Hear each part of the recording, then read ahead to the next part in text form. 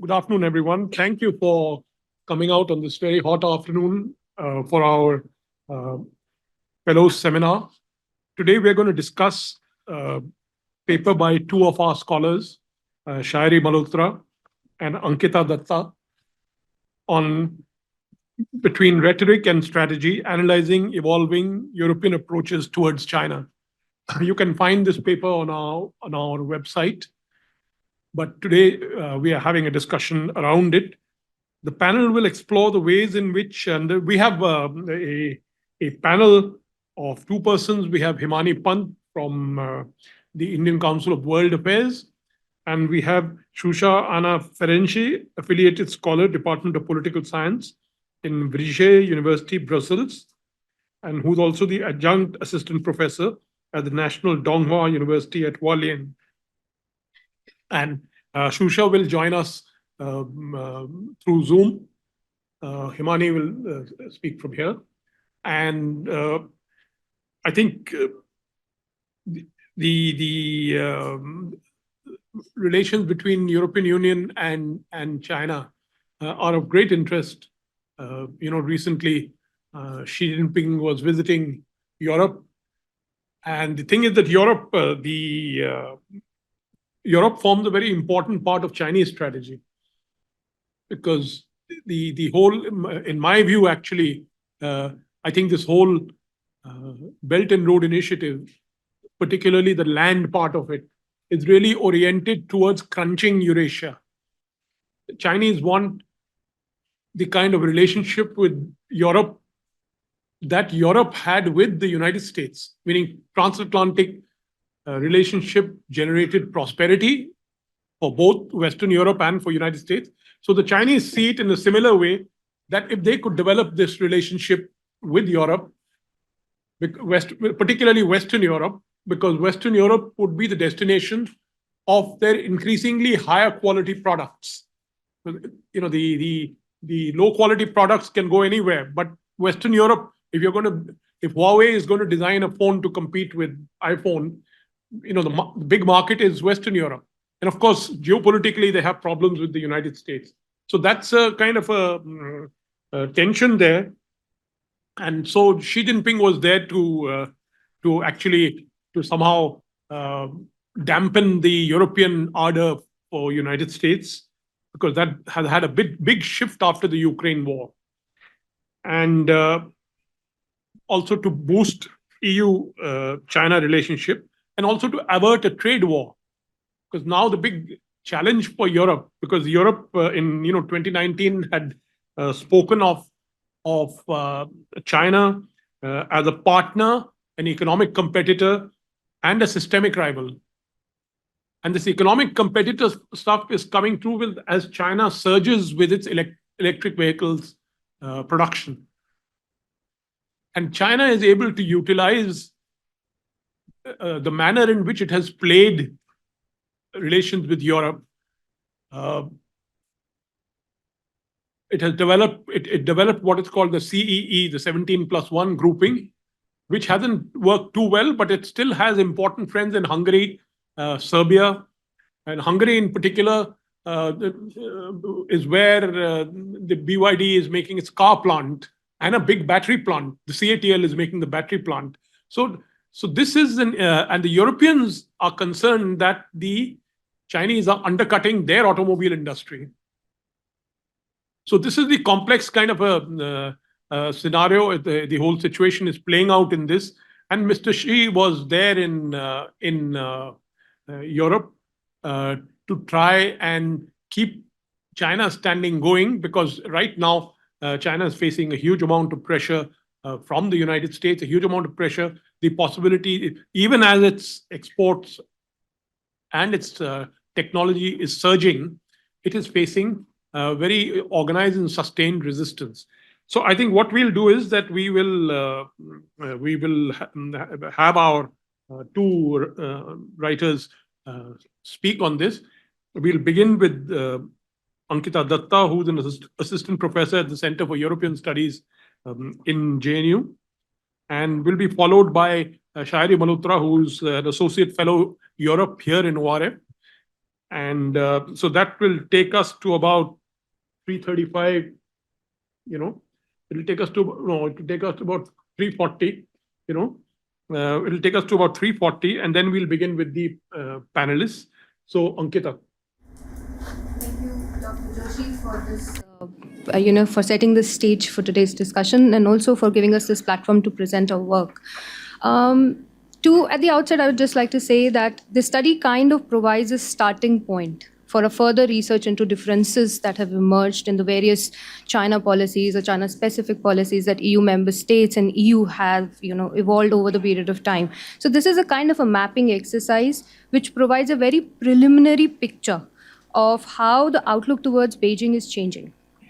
So I would like to first of all draw your attention to the two words that have been used in the first part of the title, which is the rhetoric and strategy. Now, these two words were very deliberately used because there is a lot of conversations and discussions on issues related to China with very little policy outcomes. So therefore, it became very important for us to look at the larger overarching picture and then to look at the very specific critical changes where we see that the outlook within the member states, within the European Union has changed. Now, if you look at EU-China relations today, we can all say that it has reached a new milestone where there is mistrust, some disagreements, there is also caution, particularly since the Ukraine crisis began. So navigating a complex relation between EU and China have always been very challenging. And specifically given the intricate nature of what EU is as an actor and the decision-making processes that are evolved, establishing coherent China policy has consistently sparked debates. So it is very important today that we understand that there is a kind of a threefold challenge that the EU policy towards China faces. And first and foremost is EU's own commitment to its normative frameworks, which include safeguarding, promoting democracy, human rights, fundamental freedom, which to a large extent hinders its relations or close relations with China. Second factor that I would like to point out is that EU has always been open to kind of reciprocity, be it in terms of shared interest, be it in terms of trade, and this is not something that China has followed over the past few years. And lastly, it's also, as mentioned by Dr. Joshi also, the transatlantic bonds between Brussels and Washington. Now, this relations further complicates EU's own policy towards China, especially on issues related to trade, critical supply chains, security issues, as well as foreign policy. So therefore, EU faces very crucial questions today when it looks at China, ranging from how it should engage with Beijing. Should it align its policies vis-a-vis US? If yes, then to what extent? If no, then what could be the alternatives? Which policy approach is beneficial for EU? Is it de-risking, decoupling? If it is de-risking, what is de-risking? How it is going to evolve this process?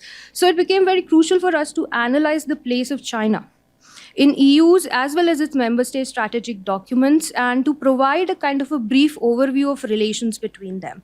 And then subsequently to delve into discussions surrounding EU's futuristic Chinese policy and recalibration of current policy. So if you look at the slide that we have presented, you see that Europe's relationship with China has transformed in recent years, with Chinese behaviors and actions now increasingly at odds with European values and interests.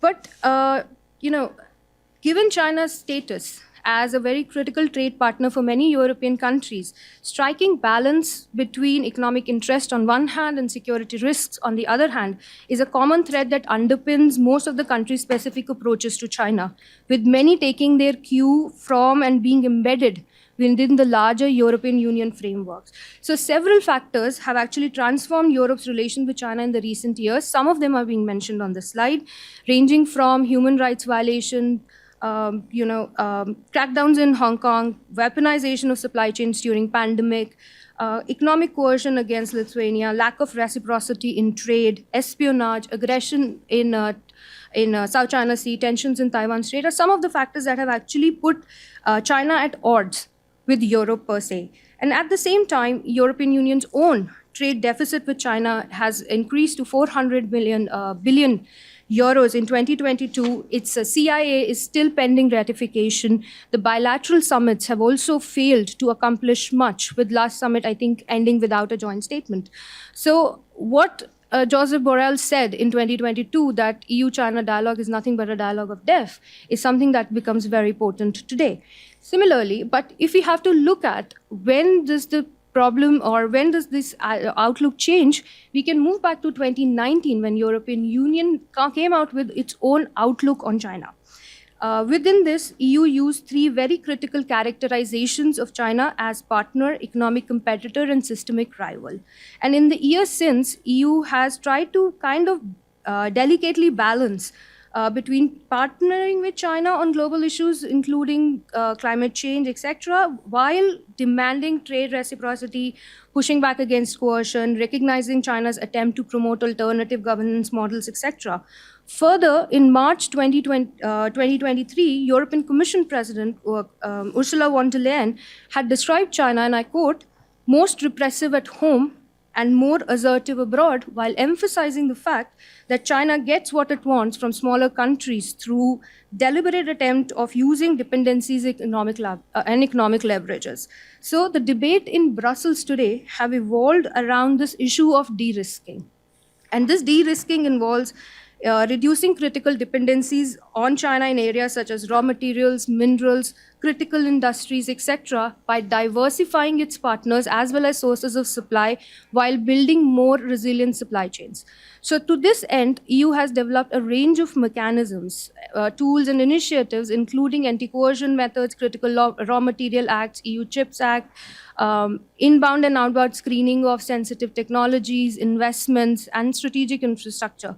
But if you look at the larger picture that European Union presents today, so you have Brussels with a very coherent approach towards China, while if you filter down to the member states, this is where the picture gets a little more complicated, because member states' outlooks are complicated by confluence of domestic political considerations on one hand, with parties oscillating between having more moderate, business-friendly stances and tougher positions on China on certain aspects. So you see a kind of divisions emerging within the European Union, with countries like Germany following a very business-friendly policies towards China, with France going for a middle way, where they're saying that, we don't want to be part of the zero-sum competition. And then we have countries like Hungary, we have Greece, which are a little bit more pro-Chinese at this point of time.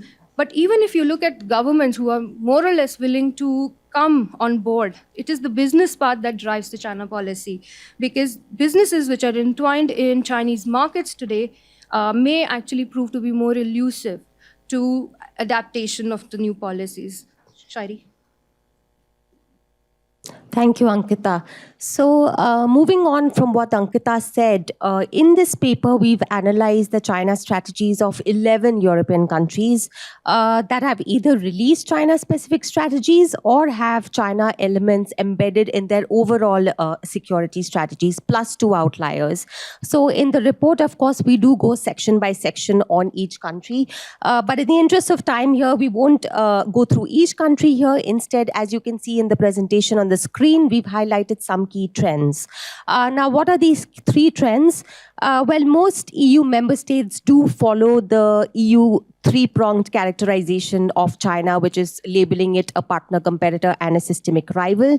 Most countries anchor their China policies in this overall EU framework, and this is what has sort of set the tone for member states. This has also managed to, showcase some unanimity in their national approaches towards China.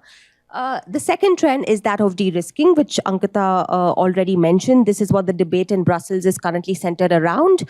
And a lot of the EU member states also adhere to this de-risking approach. The third trend is balancing between economic interests and security concerns. Given China's status as a key trading partner for most European countries, striking this balance does underpin a lot of the country approaches. Once again, countries do take their cue from the European framework here. And the final trend is the Russia-China axis that is, strongly emerging. So in most of the documents, Russia does continue to be a lot of countries' primary threat. For instance, the Danish strategy mentions China 21 times, but mentions Russia 42 times. But what's very interesting is that Russia is often clubbed with China. Both countries are termed as autocratic revisionist states that are posing a threat to the liberal global rules-based order. So almost all strategies mention this growing alignment that is taking place and the dangers it poses. So coming to some of the specific country strategies, as Ankita already mentioned, we've divided countries broadly into those treading a middle ground, the hawks, and the outliers. So in terms of countries treading a middle ground, Germany is probably one of the most important ones, given its vast economic ties with China, and given the fact that Germany is Europe's economic powerhouse. So whatever Germany does definitely has implications for the China policy of the rest of the continent. And the German Zeitenwende that was spurred by Russia's war on Ukraine has had implications on its China policy as well. And Germany did release a China strategy, which again does follow the EU path. It talks a lot about de-risking, but it's a little unclear on how this de-risking is to be achieved. Then you have Denmark and the Netherlands, which also advocate for managing challenges, cooperating with China on things like the green transition, but pushing back where required. Then you have the UK, which under Prime Minister Rishi Sunak's first foreign policy speech, he reiterated that the golden era of UK-China relations is over. But if you look at the integrated review refresh strategy that the UK government released, it sort of does tread a middle path on China. It does not label China as a threat at all. And then, of course, you have France, which is a very interesting case. And I'm sure you all know about Macron's visit to Beijing last year, which is quite controversial for some of the comments that he made on Taiwan, for instance. Recently, at his speech during the Sorbonne University as well, he reiterated his ideas where he said that Europe should not become merely a vessel of the United States. At the same time, France does very much adhere to the EU approach as well. And then you have the hawks, and the Baltic states are, of course, the most well-known for this. Lithuania, Estonia, and Latvia. We have the ambassador of Lithuania sitting here with us, so I'm sure we will hear more from her on this. Then you have Sweden, which in its strategy only calls China a threat rather than adopting the EU's three-pronged characterization. And an interesting fact, in Sweden's 2017 national security strategy, China was only mentioned 3 times. But in its 2023 strategy that it released, China is mentioned more than 300 times. So you can see the extent of change that has taken place over the last few years. And of course, the EU itself has become a lot more hawkish on China since it released its 2019 strategic outlook. It's now conducting investigations into China's electric vehicle sector. It's widened this investigation to look at things like solar panels, medical procurement devices. And finally, you have the outliers, Greece and Hungary, which even today continue to maintain close trade and investment relations with China. Greece has been an important destination for Chinese investments, and the COSCO stake in the port of Piraeus is crucial here. But even then, since the pandemic, since the rebounding of the Greek economy, we have seen Greece sort of go back more to its European and Western orientation. And Hungary, of course, the notorious outlier on all things in Europe. It blocked Sweden's membership of NATO. It's been blocking further military aid to Ukraine. So it's definitely an outlier even on China. And we saw Xi Jinping's recent visit to Budapest where the coziness was all on display. Now, of course, it's easier to formulate strategy than it is to actually implement it. So here are some of the challenges in implementation that the EU countries and the European Union itself is facing. So firstly, divisions among member states. As I mentioned, there is a broad spectrum from the hawks to the middle grounders to the outliers, but there are also differences within coalition governments. And Germany is the most well-known case. We know that the Greens party prefers to adopt a more hawkish approach to China. Chancellor Scholz's Social Democrats Party, for instance, wants to adopt a more moderate approach. And that was on full display during Chancellor Scholz's recent visit to Beijing. That was really more about stabilizing trade ties than anything else. The other thing is also getting businesses on board, because while governments may be, more adept to analyzing security risks, when it comes to getting businesses that are driven primarily by profits, this is not as easy an endeavor. And then there is the issue of balancing economic interests with security risks. And even if you look at a country like Sweden that has become quite hawkish when it comes to China, Swedish businesses such as IKEA, H&M are majorly invested in the Chinese market, and Sweden is an export-oriented economy, so this is important. Then there's the issue of de-risking. And again, the EU approach talks about this a lot, but there are questions regarding implementation here. For instance, the EU calls for reducing dependence on Chinese green tech products, critical raw materials, but it doesn't talk so much about where European countries would source these products from then. And finally, the success of the EU approach depends very much on how member states navigate their China policies. But despite the challenges that are evident here, European capitals are certainly approaching their ties with China more strategically today, and the discourse on China is becoming a lot more security-centric. I'll hand it back to Ankita, who will talk about trade now. Economics, of course, remains the driving force behind relations between European countries and China. And as these countries are trying to reevaluate and restructure their own relations, a key question of their economic interdependence has emerged. So regarding economics and trade relations, European countries and EU do not, well, let's just say that they agree to disagree on most of the things.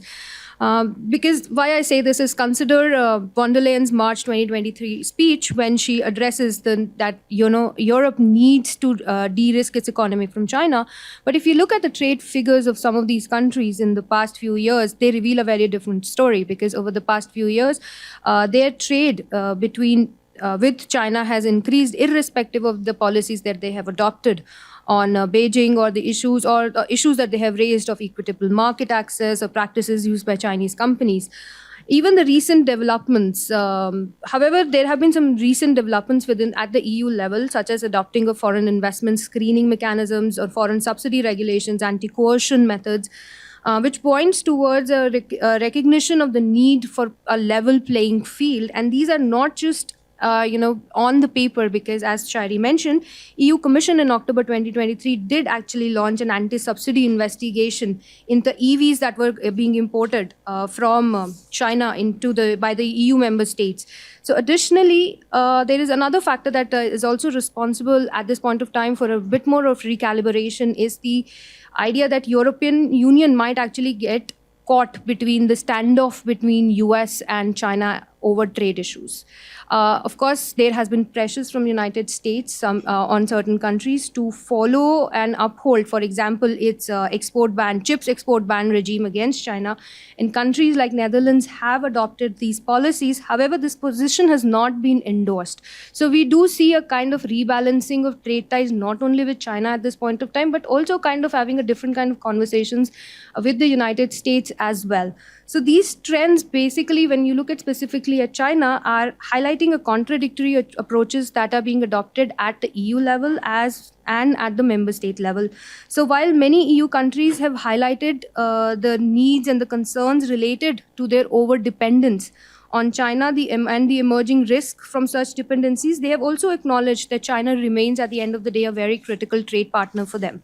So this to and fro on policy issues raises questions whether EU countries have a comprehensive or a coherent policy on China. Still, China is an important destination for investments from European member states, primarily due to its economic growth and market.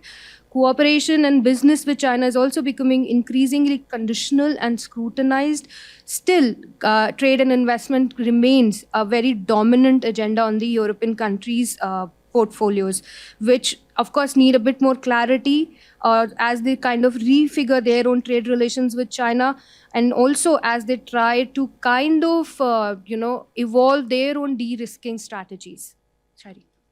So, with the previous slide, we saw that the reality on the ground, which is the trade figures that Ankita presented, they lead us to wonder whether Europe does in fact have a coherent policy on China. But, unlike the US, for Europe, the issue does not center so much around strategic competition. And what if China does address some of Europe's grievances when it comes to trade? What if China, does sort of provide European companies with a level playing field? Could China then once again be viewed as an opportunity for Europe? We've seen there's an economic slowdown taking place in China at the moment. There is the possibility of a Trump return back in the White House. So China is in fact actively trying to woo Europe at the same time as well to prevent it from, aligning itself more with Washington. And Europe too, at the moment, has more leverage when it comes to China, especially in the context of the wider US-China trade war that is brewing, and the importance of the European market for Chinese companies as well. So all of this could mean that Europe could in fact go the France way, which is scripting a third path between the US and China.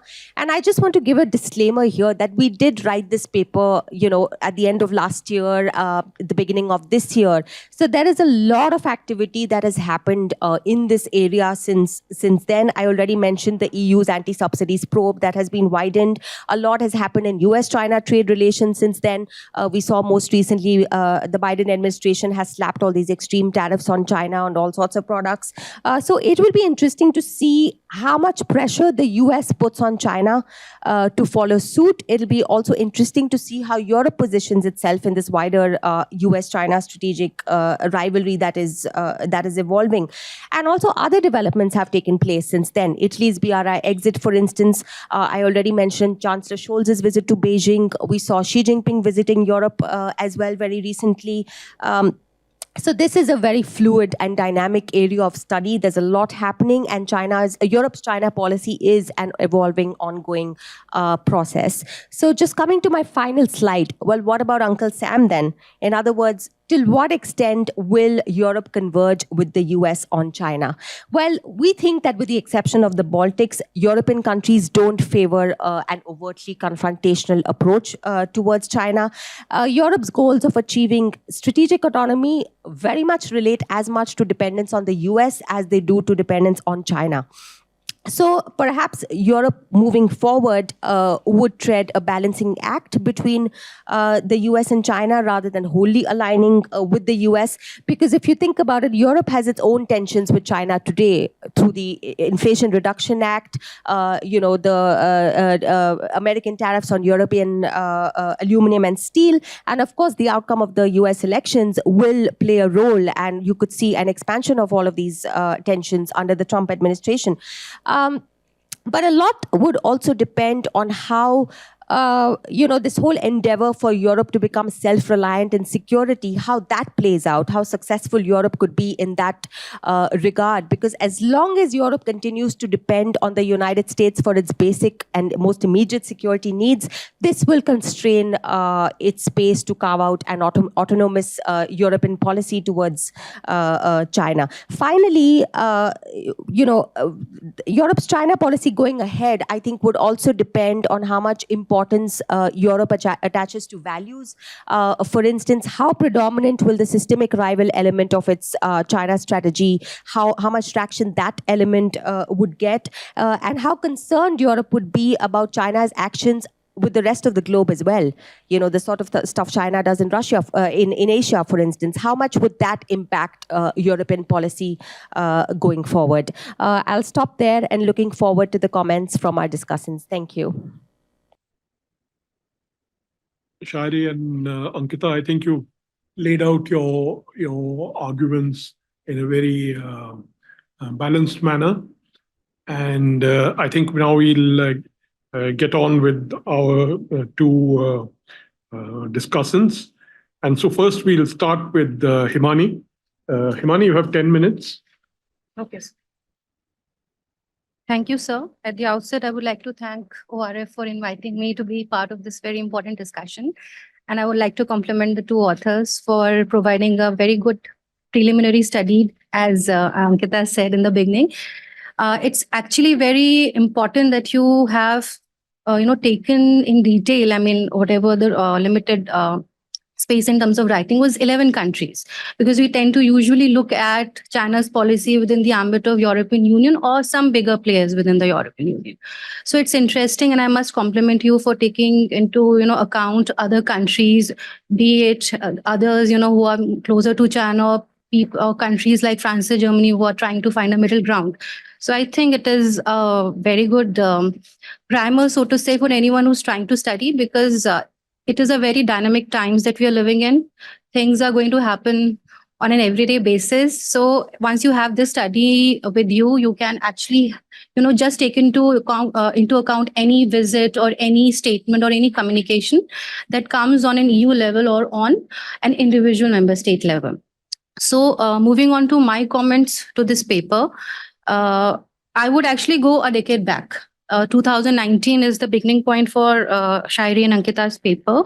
And if you see the issues that European countries began to really take action against in 2019, the foundation of that was actually laid in the aftermath of the financial crisis, when China actually began to invest in smaller countries which were not doing economically that well.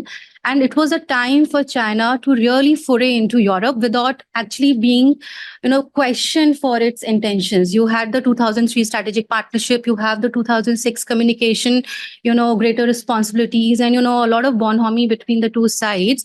And there's a lot of so to say optimism within Europe, within the EU level as well as within the member states level, that taking China on an economic level, will actually be mutually beneficial for both sides.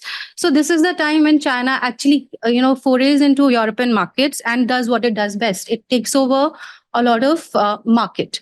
So you see that it is in this time China made huge investments in high technology company, takeover of European companies. And as I said, basically countries that were not doing so well. And the biggest example is Greece in that context. So, and if you see the concerned Chinese companies that were investing in European markets were found to have either implicit or explicit financial backing from the Chinese government. So it was a de facto instrument of Chinese foreign policy.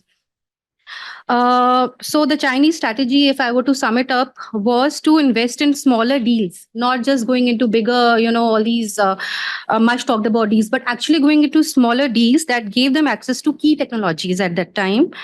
And then later we have the BRI, and the country intensified this process by targeting again it targeted all the countries, but the main the target were poorly faring economies, which would easily give them access to the markets.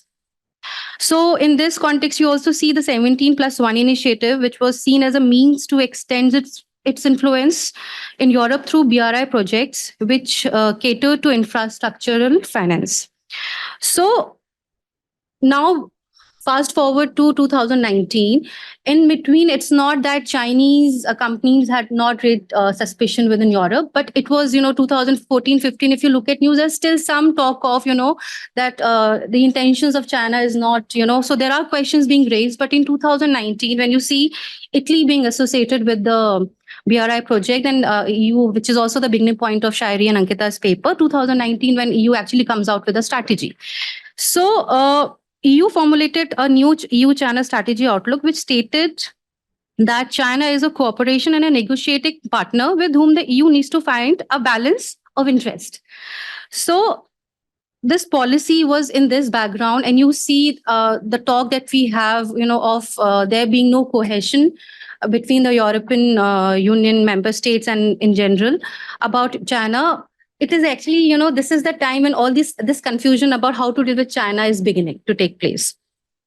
Now, you have a discourse of referring to China as a systemic rival. You have concerns in Europe about not having level playing field in China, but at the same time, you cannot do without China. So this is the interdependency that China created in the 10 years since 2008 to 2019. And then we have the next chapter of EU-China relations or Europe-China relations, so to say.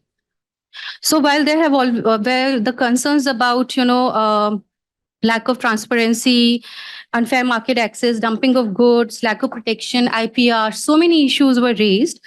Another turning point was the 2020 coronavirus pandemic, because we have in December the CAI, which is very important. And you see a very geopolitical EU trying to leverage with China, and CAI, even though it is frozen in the European Parliament today, was actually addressing a lot of European Union's concerns. So the thing is, you have 1920, you have a lot of talk about, how China, you have to really find a balancing ground. And then the moment there is, the moment there is a chance, you is also trying to negotiate with China, because China was was facing a severe backlash globally at that time. So if you see, the CAI was looking at some of the major concerns of the European Union, be it removal of barriers to foreign investments in China, new energy vehicles, cloud computing services, financial services. China even conceded some market access in the manufacturing sector. This is important because it has opened up, it said it would open up manufacturing for EU companies despite overcapacity. China also agreed to phase out joint ventures, which was a basic, major concern for European countries, because you have this policy of localization in China since 2015 also. So if you are investing in China, you have to have joint ventures, unlike China, which is getting to take, over complete companies. So you see that, I will not go into detail into a lot of things, but there were many pre-existing conditionalities that were associated with CAI. And within 6 months, you see this is being frozen. So then again, you see a new phase where you're also trying to see how to deal with China again. Because, and I think it will be a game changer if CAI actually goes through. That is one aspect which will really define where European Union or Europe's relations with China are going forward. So it is actually interesting also to see their paper, because it is such a good preliminary study on the background, on the backdrop of Xi Jinping's recent visit to France, Hungary, and Serbia, as Dr. Joshi also said out in the beginning. So it was the first visit in 5 years, and the last was in 2019 when Xi Jinping visited France and Italy. Now these 5 years, so this is the next phase of, post 2019, if I were to put it that way. A lot changed in this period. Coronavirus pandemic, I've already said. But one thing that I did not mention is it also showed the divisions within European Union, where China's vaccines are going to some countries. China is coming into help a few countries, and the bigger countries, are not really. So you see a lot of lack of cohesion within the European Union in terms of its own domestic issues, for whatever reason. I mean, it's a supernatural project. Member states have individual control over their countries, but we look at European Union as a whole. So there was a lot of criticism for European Union, not just in terms of dealing with external factors, but also in dealing with their own member states. So this is the time when the CAI was also materialized at that time. But if you look at this year, so if I have actually put together a few headings in terms of how European newspapers really looked at Xi Jinping's visit, and how Chinese media put it through. There are a lot of headlines, but to just give sort of a background, European headlines are like Xi's European tour, some Euro, no vision. Did China's Xi Jinping expose disunity in Europe? Ukraine and trade tensions to dominate Xi Jinping's visit to France, and in general for the entire trip. Now, Chinese headlines, just to give two examples. Xi's footsteps is Xi's Europe trip carries forward friendship, charts the course of future. Two heads of states, this is respect to France, two heads of states witnessed two-way efforts to promote China-France friendship. And Xi's Europe's visit increases mutual trust, charts a course for future development. So you see the discrepancy in terms of how it is being highlighted. China is really taking this time. China has really taken this opportunity to really showcase how, to woo European countries, basically. And you see the skepticism within Europe also coming out in the, fore. So China is, as has been already said in the initial remarks by the two authors, it's a partner, a competitor, as well as a systemic rival. But without China, challenges and crises cannot be resolved. So that is why you see European countries referring to China as a partner, competitive, and a systemic rival, so to say. Now, it is clear, and I think that was a very important point made by the authors, that unlike Russia, China does not really, pose a security threat, a direct security threat, I would put it. If I'm not going into the economics part of it, no direct strategic threat to European countries. So you see, time and again, there are, ebbs and flows. You see, at times the countries are really into, getting China engaged in their dealings, and at times you're really questioning China for the way it deals. So you see the problem of implementation of the rhetoric, and that is where the title of this paper is very, very relevant. So you see there is a rhetoric and implementation gap that the European countries have faced vis-a-vis China. I would like to basically sum up here and say that in the coming years also, and if you see in terms of the dynamics that are taking place, you see that this confusion is going to prevail for some time, because without China they cannot do. So you see this, ever existing conflict between norms, values, and interest of the European Union. So this was evident during CAI, where they prioritize interests over norms or values, and this is going to prevail over time. So I think I'll end up there, and I'll come in later. Thank you. I'm trying to keep the discussion tight so that we can have time for the audience also to react. So now we will have Shusha Anna Ferengi from affiliated scholar, as I said, from Brussels. So, Shusha, you have 10 minutes. Okay, thank you. I hope you can hear me okay. I can see you, and I see that some of you are nodding, so I guess you can hear me okay. So thank you, first of all, Dr. Joshi, and thank you for ORF for the invitation. Thank you, Shairee, for bringing me on board, and congratulations on this paper, which you wrote together with Ankita, and I think it's a great piece of research. And as Himani said, I think it's great to look beyond Paris and Brussels and Berlin. And I say that as someone who comes from Central Eastern Europe myself. And I think I don't need to convince anyone. If we look at the recent developments in EU-China relations across Europe, I think we can agree that it is more than Paris and Berlin's doing. So I am based right now in Taiwan. So I think that in the 10 minutes that I have, some of the discussion from my perspective when it comes to EU, China, the Taiwan element is also quite important. And there's another element that I think is very important, is the Indo-Pacific context. So I will comment perhaps on some of the points that I picked out, and also perhaps ask some questions and bring further nuances. So I would start with obviously the title is Between Rhetoric and Strategy, and that's exactly where the EU is. And this was very well laid out by the two speakers already, or the two authors. So I don't need to say much more on that. But I'd like to pick out the first, or in the introduction, where I think a little bit of nuance is useful.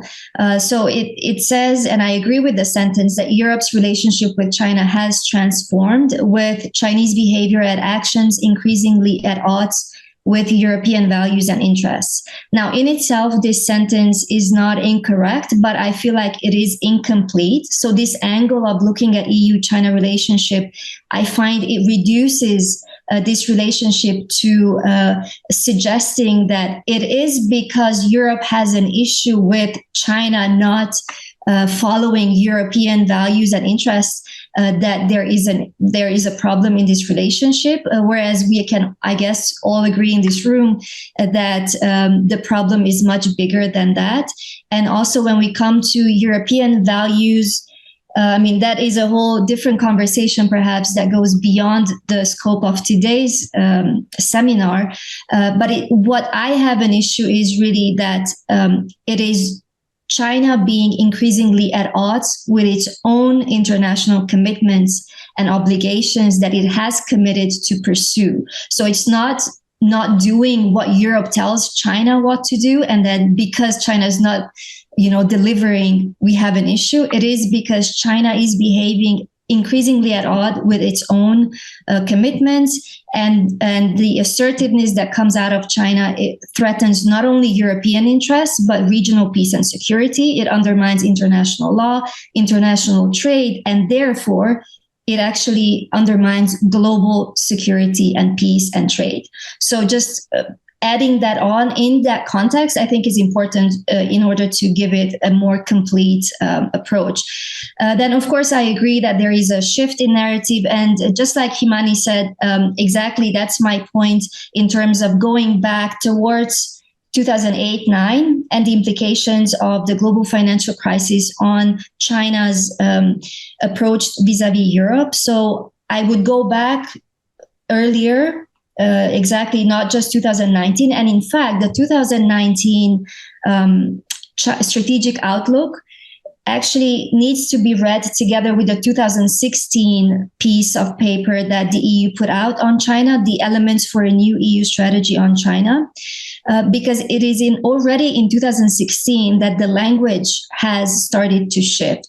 So I just picked out a quote from the 2016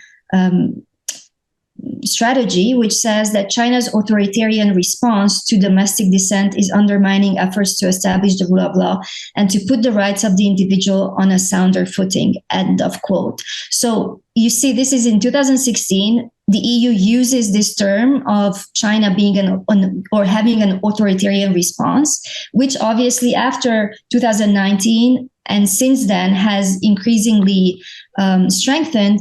And I think both of the authors highlighted, in the paper, maybe not in the presentation, that different member states use this element in different ways. So the authoritarian response on the European level, if we really look at the EU language, has been there much earlier than 2019, because this is a 2016 paper. So then moving on to where we are, obviously, in light of that pushback has increased since, in particular, the past 5 years, I would say. So Himani also referred to the COVID and how China has used this more as an opportunity to discredit European unity and European democracy and democracy in principle as a way of governance. Then there was also the 2019 Hong Kong crackdown. And all through 2015, 16 and onwards, there were serious human rights violations in the case of Tibet and Xinjiang, which was constantly on the Europeans' agenda.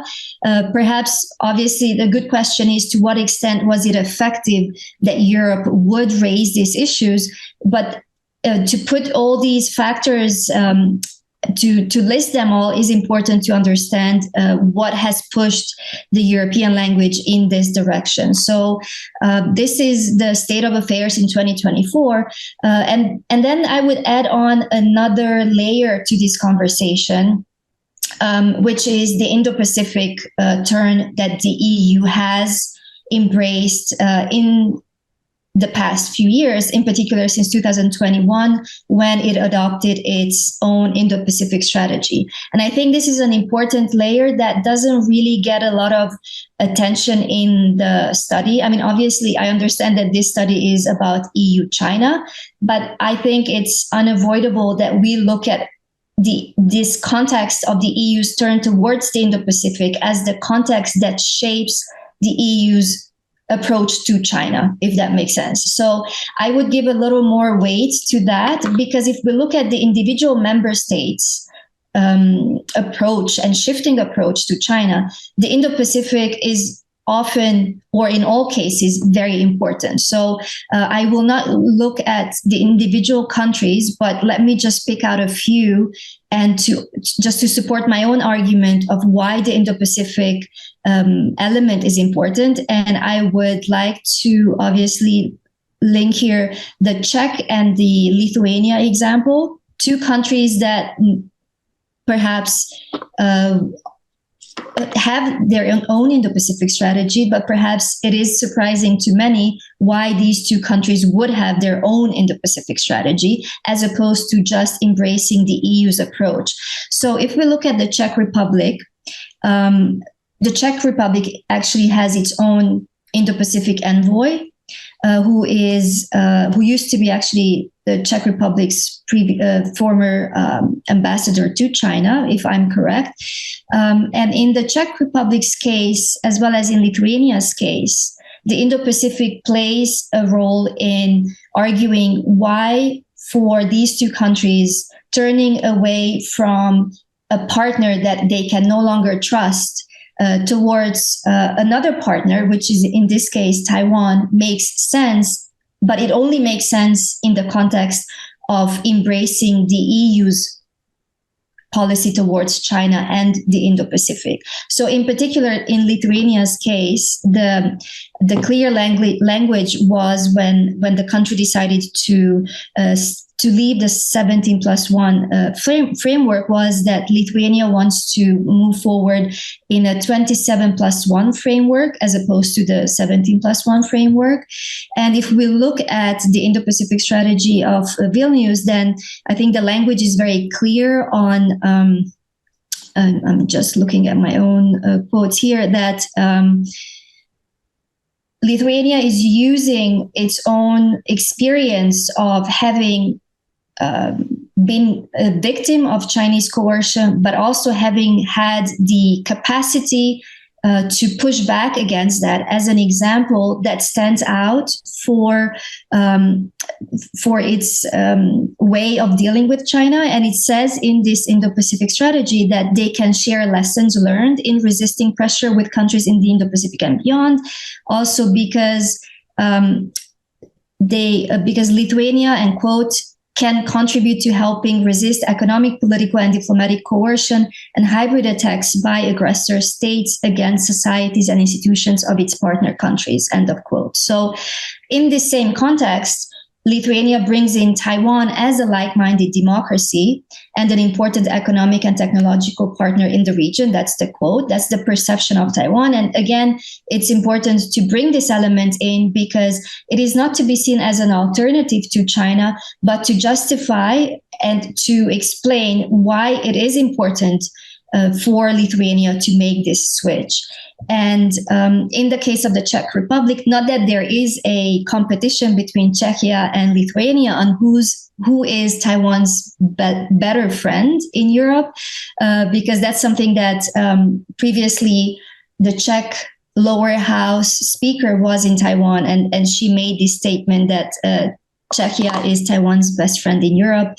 And so this is more just of an anecdote, obviously not to be taken too seriously, but to be taken seriously that both countries have made this approach and turn vis-a-vis Taiwan in the context of their Europeanization of their own China policy. So I think I'm coming to an end here of my remarks. To say, a good question to ask is, to what extent do member states, those that you looked at in this study, actually Europeanize their policies, and what does that mean?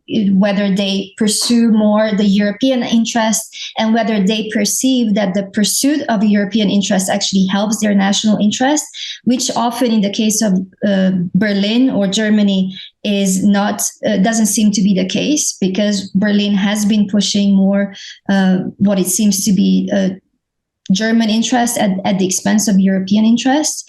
And so I'm just looking at if I want to make a final point.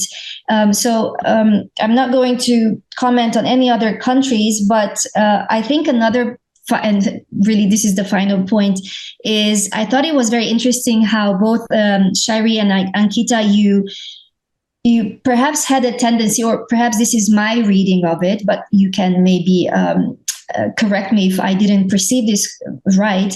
But I had a feeling that there is a tendency to look at EU-China relations through the lens of US-China relations. And I think that is something that, well, as a European, I want to, of course, push back against. Obviously, I understand the importance of the US factor, but I think in 2024, seeing how the EU is behaving in light of the Russia China strategic alignment, I think we are moving in a direction where actually Europe is exercising more agency. And just the same way, I think China tends to look at the EU also through the lens of its strategic competition with the US. And both of these approaches tend to decrease or kind of minimize Europe's agency. And so that's something perhaps we can discuss, or I would be interested in your comments on that. And perhaps I should stop here so I leave time for conversation in the room. So thank you for this opportunity, and I look forward to your comments. Thank you, Shusha. We'll now throw open this discussion to the audience. And so I'm requesting anyone who would like to raise some comment or a question. And I'd request you to identify yourself, please. Good afternoon. My name is Pavan. My question is to the paper writers. In your introduction, you have mentioned that there are several factors have transformed Europe's relations with China in recent years. And when you move further, you have mentioned that espionage from the Chinese side is one of the reasons. How it affects the relationship between EU and China. Can the authors, in fact, elaborate on that and give any instances of the recent, in fact, espionage activities which have been detected by European countries in China? Thank you. Talking about one of the Baltic states, Estonia, they are offering e-residencies to global personalities. And our richest businessman in India is known to be an e-resident. He is known to have structured his business there, which tells me that if I do further research, I will find other entrepreneurs in India who've structured their business out of Estonia, they being one of the Baltic states, other being Lithuania and Latvia. So what have our distinguished fellows found in their studies vis-a-vis their strategy, their relations with China? Because this offering of honorary e-residencies gives them significant economic advantage today and going forward. So I'm sure the state it's the same stance with China as well. They're offering it to Chinese people as well. So what have the fellows found out, if at all?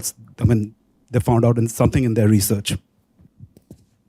This is Nangshu Matra. I'm a journalist and foreign policy scholar. I would like to ask the question to Mr. Joshi.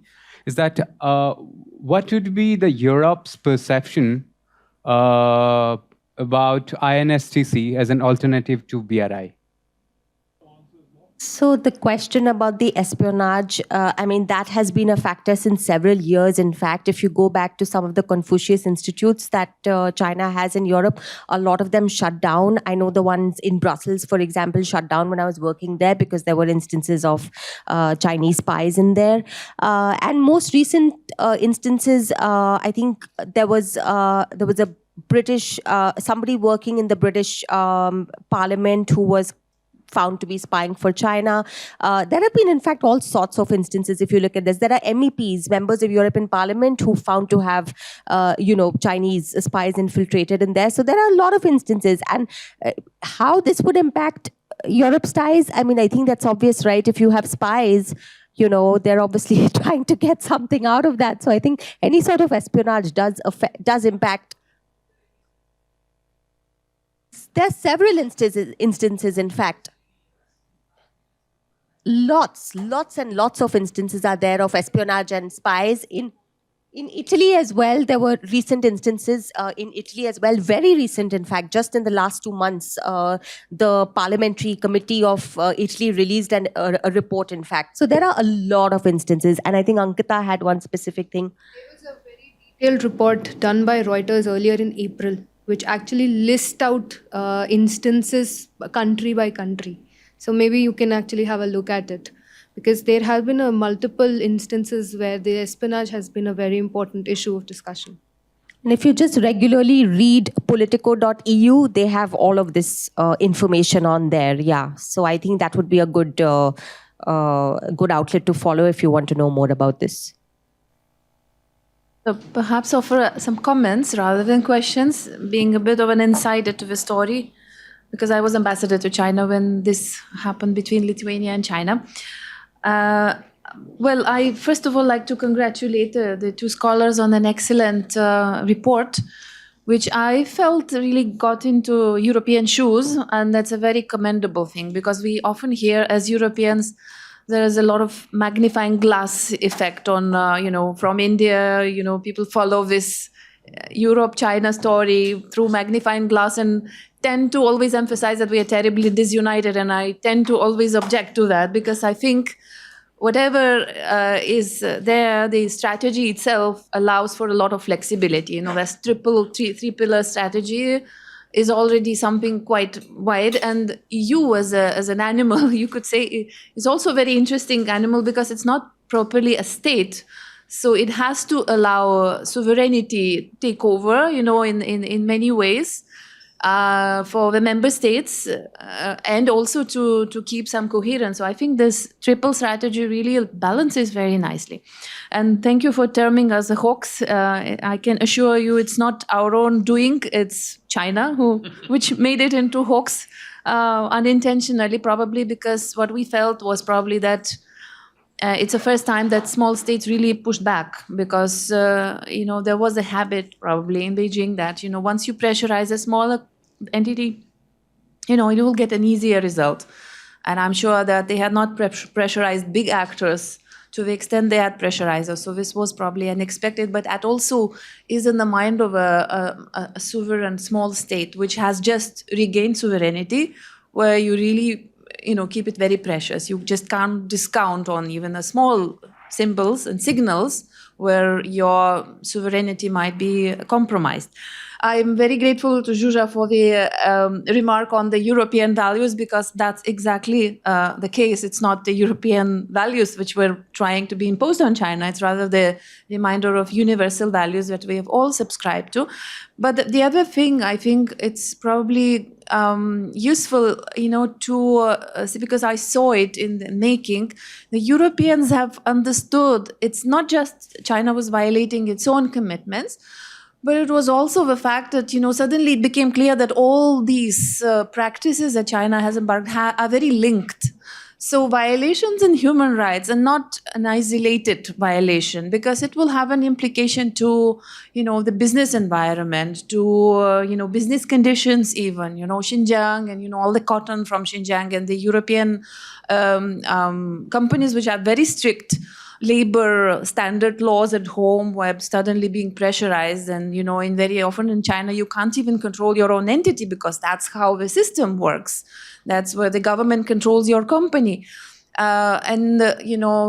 Ability to put across the messages. This example about the two press, coverages of the same thing would be a recurring instant in our relationship for years. You have a meeting between Chinese and Europeans, you read the press releases, and you don't even realize that it's about the same meeting. They are so different. So, ultimately that affects also the business conditions. So whatever you do, it has to be looked, all the practices that suddenly China became problematic with were all linked. So you can't discount one of them and just focus on another one.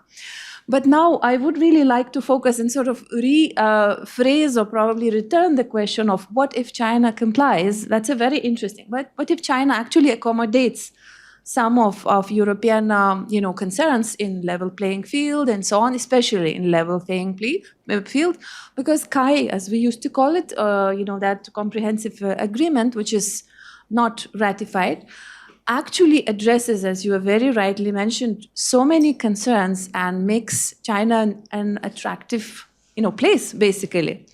So look at again through European eyes, what alternatives does Europe have? Where else it could go if it sort of bypasses China? And I'm returning the question: is India offering a better condition? This is also for all of us to consider. FTA is stuck, and now of course it's political cycles, but it's been on decade and more, and we are all very hopeful that it will move after European Parliament goes through elections, India goes through elections, but we also want the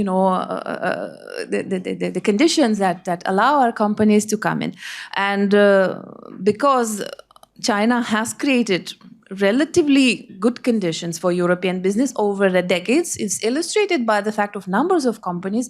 I was just checking, European Chamber of Commerce in China has about 2,000, close to 2,000 members.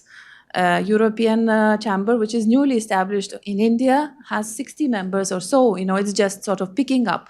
Not all the companies are members, so it could be many, many more, but that only illustrates the difference. So, of course, we hope and all the Indo-Pacific strategies that are now laid out look at India from a very positive perspective to be alternative or plus, at least plus, if not a full alternative. But then again, there are also expectations, and businesses, they go for profit. Obviously, they won't go and do the charity work.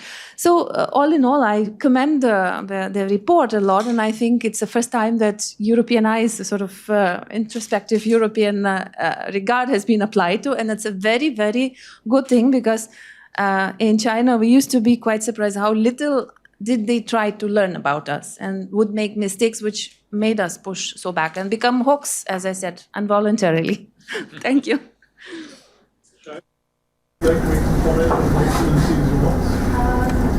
I would just say that, in fact, Shusha's remarks, and I think I saw Ambassador nodding as well, so perhaps she agrees too, that part about not looking at Europe for itself and sort of conflating US policy.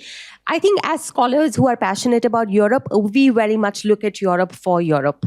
We don't look at a US perspective, and that shapes our perspective on Europe. We are both scholars on Europe first and foremost.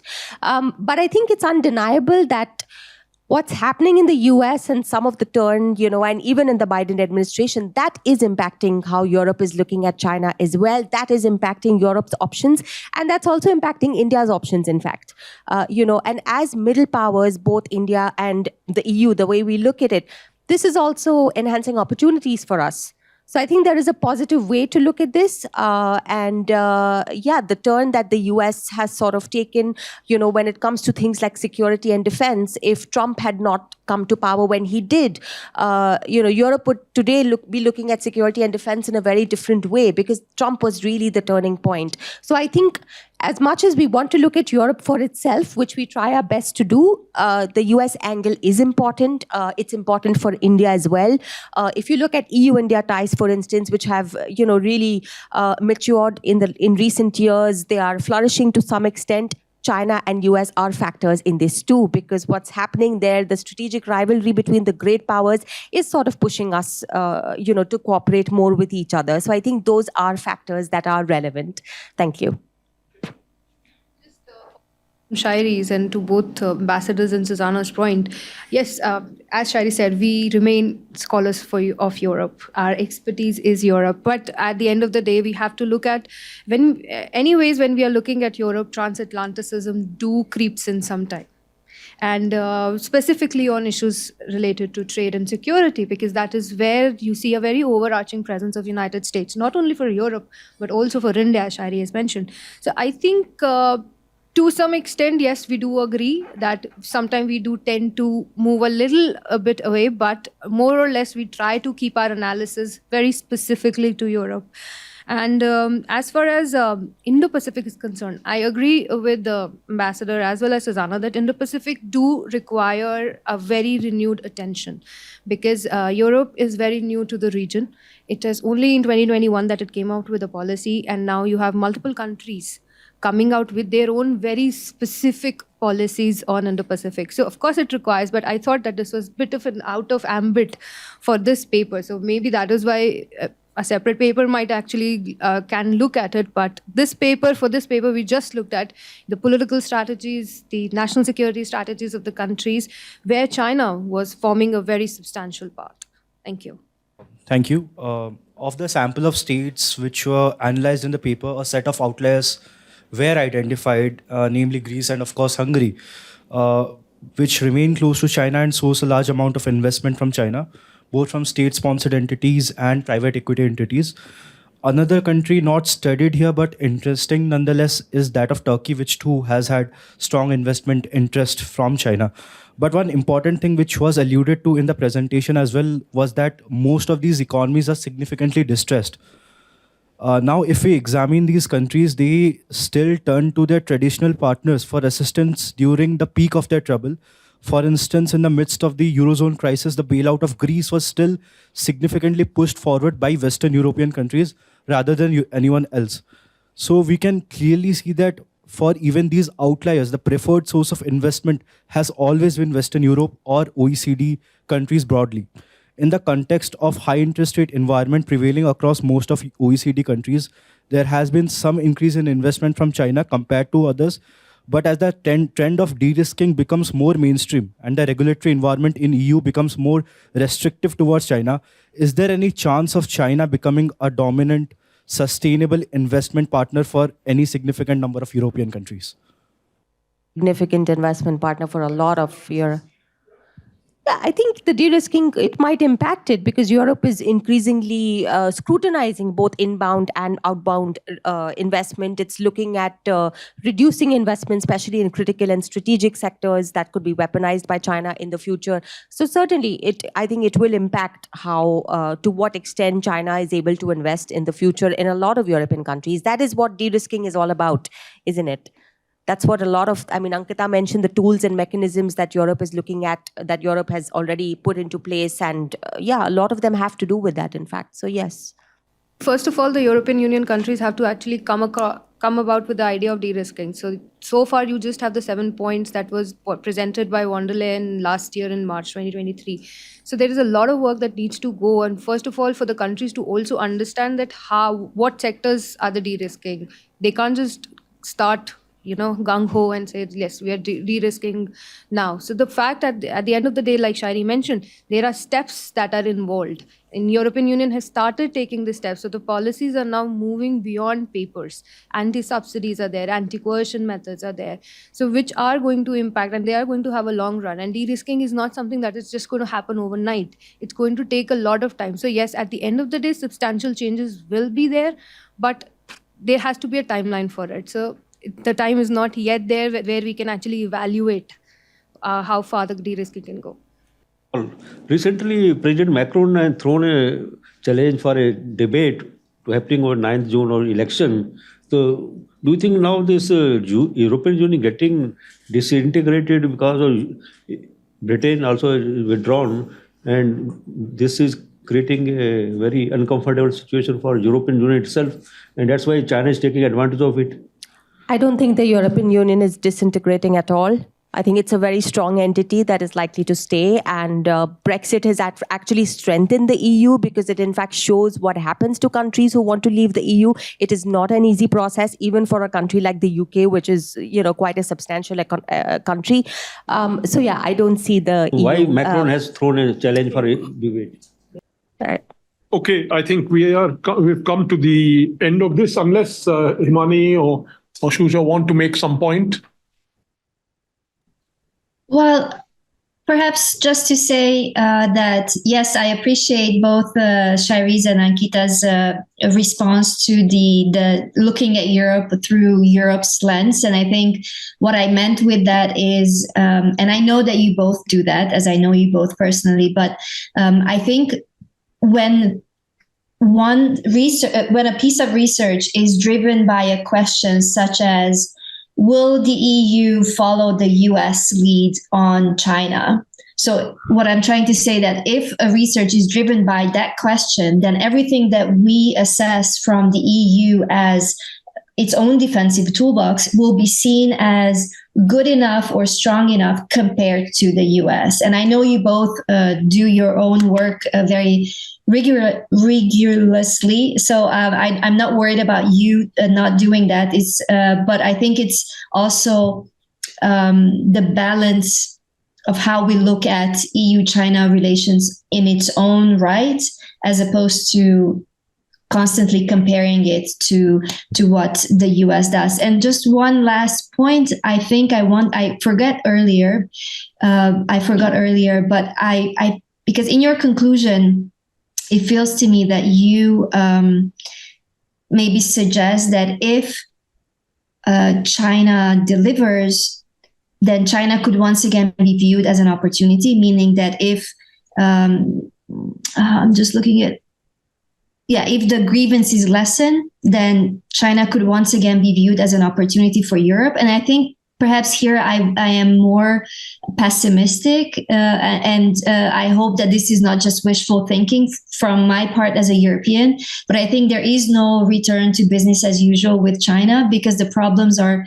much bigger than the trade imbalance and the lack of the level playing field. It's really bigger in the sense of global governance and values and norms. And this is not just human rights and us having the ability to push for human rights, but it's such a different conversation that we're having, that I think even if China started to make some adjustments that are more in line with its own commitments, I think we would still be in a very difficult position, because the question of trust is very difficult. It's really broken between the two sides. So more pessimistic on this, but that's perhaps a last thought from me. And thank you again for the opportunity.